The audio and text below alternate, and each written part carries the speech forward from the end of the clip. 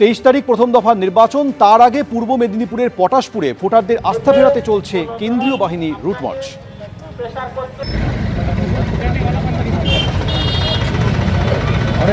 এই মুহূর্তে রয়েছি আমরা পটাশপুর থানার আড়গোয়াল বাজারে। আর এখানে কিন্তু এই মুহূর্তে কেন্দ্রীয় বাহিনী স্থানীয় প্রশাসনকে সঙ্গে নিয়ে কিন্তু প্রচার চালাচ্ছে, যাতে এখানকার মানুষজন ভয় না পায় এবং তারা যাতে নির্বিঘ্নে ভোট দিতে পারে। কোনো জায়গায় যদি কোনো গন্ডগোল হয় সেক্ষেত্রে কিন্তু তাদেরকে নাম্বার দেওয়া হচ্ছে, সেই নাম্বারে যোগাযোগ করলে কিন্তু তৎক্ষণাৎ এখানে পৌঁছে যাবে কেন্দ্র বাহিনী বা প্রশাসনের কর্তা ব্যক্তিরা। সেক্ষেত্রে যদি কেউ কাউকে ভয় দেখায় বা ভোট দানে বাধা দেয়, এমনই পরিস্থিতিতে মুখে পড়লে যাতে এখানে ভোট প্রক্রিয়া সুষ্ঠুভাবে চালানো যেতে পারে এবং সেখানে যাতে কোনো রকম গন্ডগোল না হয় এবং প্রত্যেক মানুষ যাতে নিজের ভোট নিজেই দিতে পারে এবং কোনো রকমভাবে ভীতি সন্ত্রাসের বাতাবরণ এখানে না কায়েম হয়, তার জন্যই মূলত কিন্তু এই অভিযান চলছে এখন। এখানে স্থানীয় প্রশাসন যেমন রয়েছে তেমনই সঙ্গে রয়েছে কেন্দ্রীয় বাহিনী। তারা কিন্তু পুরো মার্কেট জুড়ে টহল দিচ্ছেন এবং টহল যেমন দিচ্ছেন, এখানে সাধারণ মানুষ যারা রয়েছে তাদের সঙ্গে কথা বলছেন, জানার চেষ্টা করছেন এবং মাইকেও প্রচার করা হচ্ছে যাতে সুষ্ঠুভাবে এই ভোট প্রক্রিয়া চালানো যেতে পারে। তার জন্য মূলত এই উদ্যোগ এখনো পর্যন্ত তেমনই জানানো হয়েছে প্রশাসনের তরফ থেকে।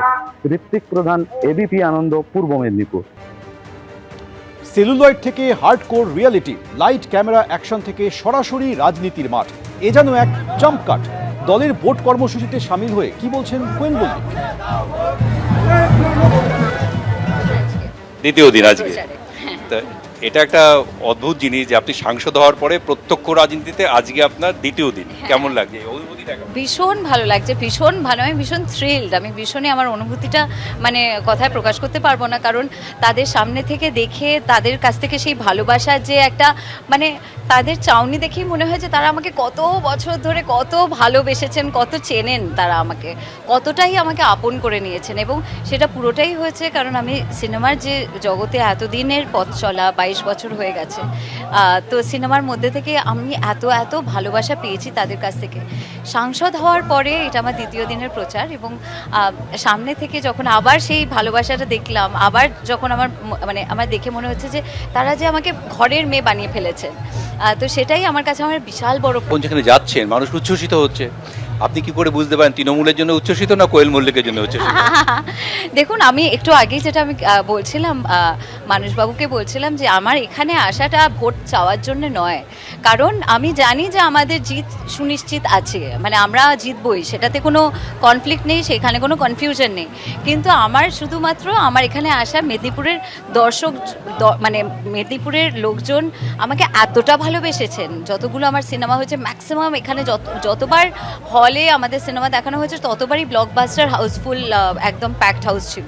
একেবারে নতুন পথ চলা, তাই জন্য আমি এক্স্যাক্টলি হয়তো যারা রাজনীতিবিদ যারা যেভাবে কথা বলেন সেইভাবে হয়তো আমার অনেকটাই শেখা বাকি আছে, কারণ এটা আমার জাস্ট সবে শুরু। ঠিক যেভাবে 22 বছর আগে আমি সিনেমায় যখন ঢুকেছিলাম তখন আস্তে আস্তে শিখতে শুরু করেছিলাম, এখন আমি শিখতে শুরু করছি বড়দের কাছ থেকে, সকলের কাছ থেকে। তো সেই জায়গা থেকে আমার মনে হয় যে আমি মানুষ হিসেবে বা আমি পছন্দ করি মানুষের সম্পর্কে ভালো কথা বলা, তো আমার সেই অভ্যেসটা মনে হয় আমি তাড়াতাড়ি ছাড়তে পারবো না। আমার মনে হয় প্রত্যেকের জন্যই আমার সেই শুভকামনাটা থাকবে। এবিপি আনন্দ, এগিয়ে থাকে, এগিয়ে রাখে।